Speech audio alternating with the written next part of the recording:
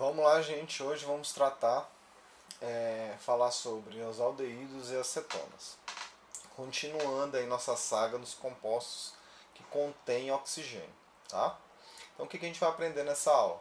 O que é um aldeído, o que é uma cetona, ou esse grupo de substâncias que são aldeídos e cetonas, tá? Quais são esses aldeídos e cetonas mais importantes do ponto de vista econômico e social, e como nomear aldeídos e cetonas, tá bom?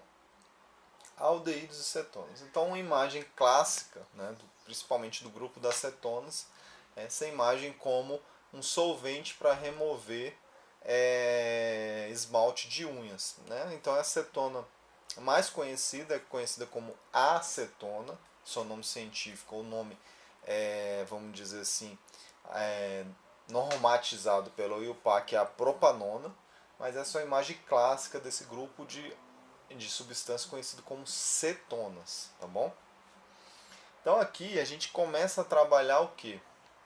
Com as substâncias que contêm oxigênio, mas que contêm uma parte especial aí, conhecida como carbonila. Então daqui para frente, os compostos que contêm carbono, que contêm oxigênio, tá? Ou os compostos orgânicos oxigenados que vamos ver, ele contém essa parte especial, vamos dizer assim, ou característica conhecida como carbonila. Não esqueçam esse nome, tá? Tem algumas partes aí que vocês não tem jeito, vocês vão ter que decorar. Na verdade, vocês vão decorar isso com o uso, tá? O hidroxila, eu acho que vocês já decoraram, né, o OH. E outra parte importante é essa parte aqui, que é o carbono com dupla ligação com oxigênio, conhecido como carbonila, tá? Então daqui para frente, hoje a gente vai estudar essas duas classes de substâncias que contêm carbonilas, tá? E depois, nas próximas aulas, vamos estudar esses outros três aqui, tá bom? Então o aldeído é aquela substância que tem uma carbonila ligada a pelo menos um hidrogênio, tá? A pelo menos um hidrogênio. Por que, professor, pelo menos um hidrogênio? Porque você pode ter um hidrogênio aqui e pode ter outro hidrogênio ali, certo? Você vai continuar tendo aldeído. Ao invés de um hidrogênio aqui, você pode ter uma cadeia carbônica. Você vai ter um aldeído também. Agora, se não tiver pelo menos um hidrogênio, você não tem um aldeído. Tá? Você pode ter, no caso, uma cetona. A cetona é uma carbonila de um carbono que esse carbono aqui é um carbono secundário, tá? Carbono secundário. Ou seja, é um carbono que vai estar ligado a dois outros carbonos. É uma carbonila entre carbonos, tá bom? Então, é isso que define uma cetona, e o aldeído é definido como uma carbonila ligada a pelo menos um hidrogênio. Então vamos lá, gente. Na questão dos aldeídos, a substância mais conhecida é o formol, tá? E o formol ele é muito utilizado para conservar, tá? Ele é um conservante, principalmente de matéria orgânica. No caso aqui tem um polvo, certo? Sendo conservado no formol. Então, por exemplo, em curso de medicina, quando se estuda anatomia, certo? Quando você estuda anatomia, vocês vão ter contato muito com essa substância. Por quê? Aquelas partes de corpo e tal vai estar todas embebidas, vamos dizer assim, em formol. Ele conserva isso aqui por muitos e muitos anos, tá? Essa estrutura. Então aqui a gente tem a substância, um aldeído mais simples, que é o formol, ou melhor dizendo, metanal, tá? Metanal, porque só tem um carbono, uma carbonila com dois hidrogênios. Ele é o formol, na verdade, mas cientificamente falando, tá?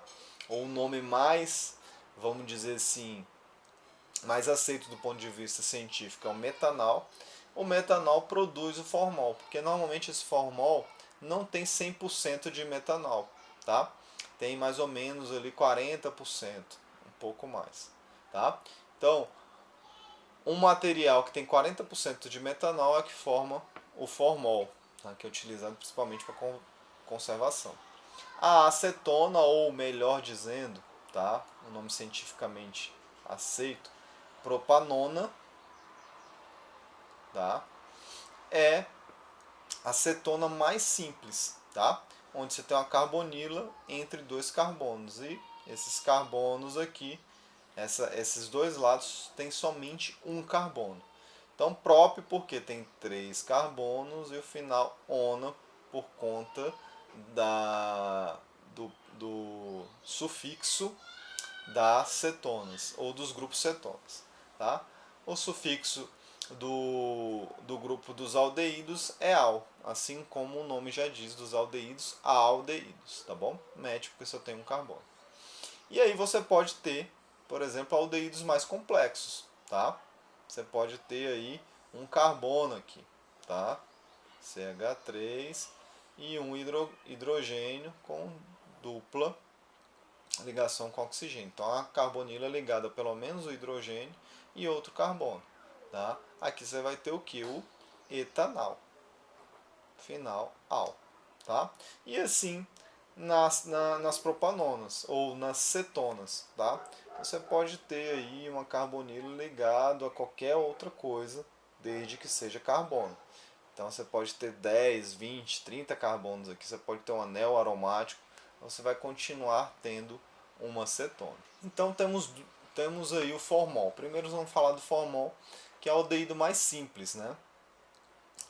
Ele e outra substância, né, e outro aldeído conhecido como glutaraldeído, eles foram utilizados muito como alisantes. E até hoje ele é utilizado como alisante de cabelo, alisante capilar.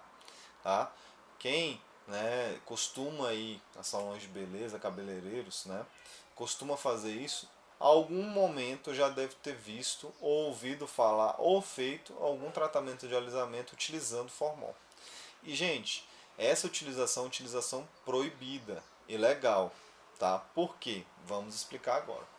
Essa aqui é a estrutura do glutaraldeído. Ó. São 2 aldeídos terminais, tá vendo? Um na extremidade e outro em outra extremidade. Como diz essa notícia, né, já tem casos de morte, já teve casos de morte, no caso aqui em 2007, de pessoas que utilizaram formol. Só para vocês terem ideia da complexidade do uso desse formol. Olha como essa cabeleireira está utilizando a substância.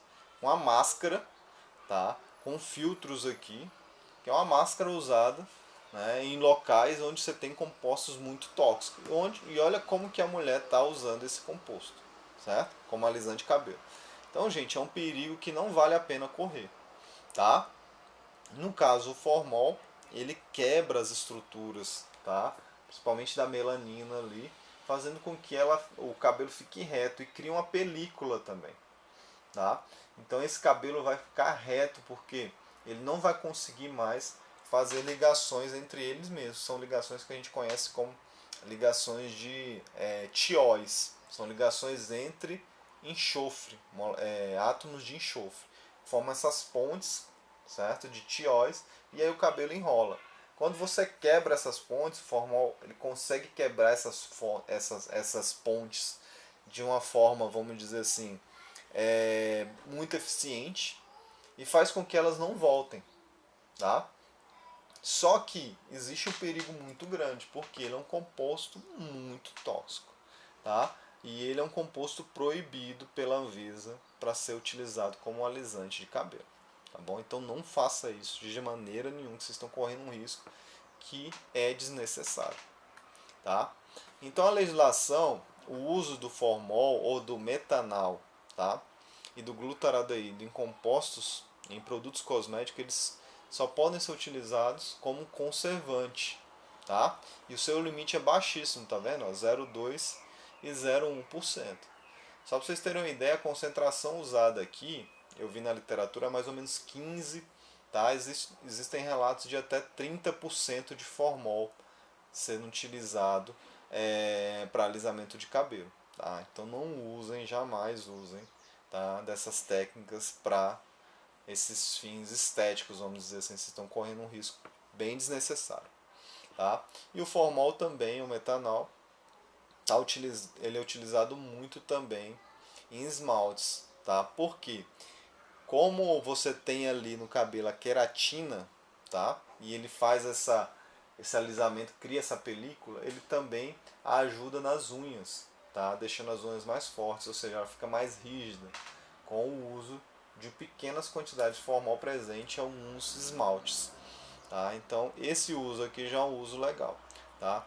Outra questão é proibida essa adição de formol a qualquer cosmético. Então você compra um formol ali concentrado e depois adiciona. Se a Anvisa ou a Vigilância Sanitária pegar, vai levar uma multa gigantesca. Tá? E isso pode provocar intoxicação, tá? E diversos danos para a pessoa que está sendo, ou que está recebendo, ou que está usando essa substância, esse material.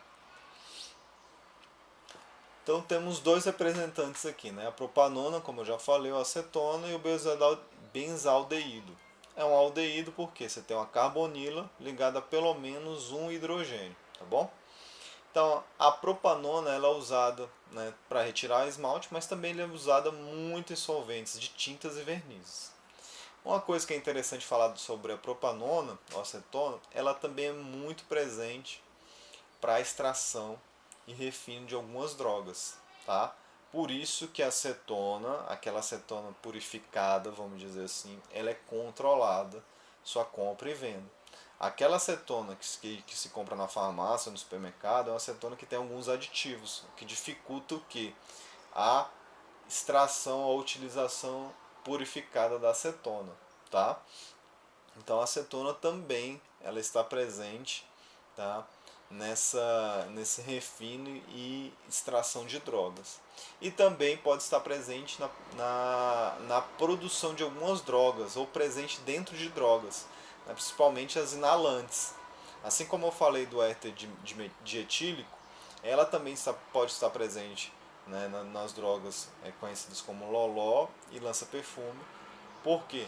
Ela tem essa ação, quando inalatória, ela pode provocar alguns efeitos que, combinado com o éter-dietílico, pode levar a alguns efeitos de anestesia, uma euforia repentina, né, pequenas alucinações e mudanças de algumas percepções, né, em relação à visão, a tato, a olfato e outras coisas. Tá? O benzaldeído ela já está presente o que? Nas amêndoas. Ela é o que dá aquele cheiro de amêndoas, aquele odor de amêndoas, tá? Então esse benzaldeído ele é muito presente nas amêndoas. Outra coisa interessante, tá? É, principalmente em diabéticos, tá? Que emagrecem ou que estão fazendo dieta, na urina dessas pessoas aparecem muitos compostos presentes com cetonas, tá? Com esses grupos. São chamados corpos cetônicos. Então, um dos testes para saber, por exemplo, se uma pessoa é diabética, tá?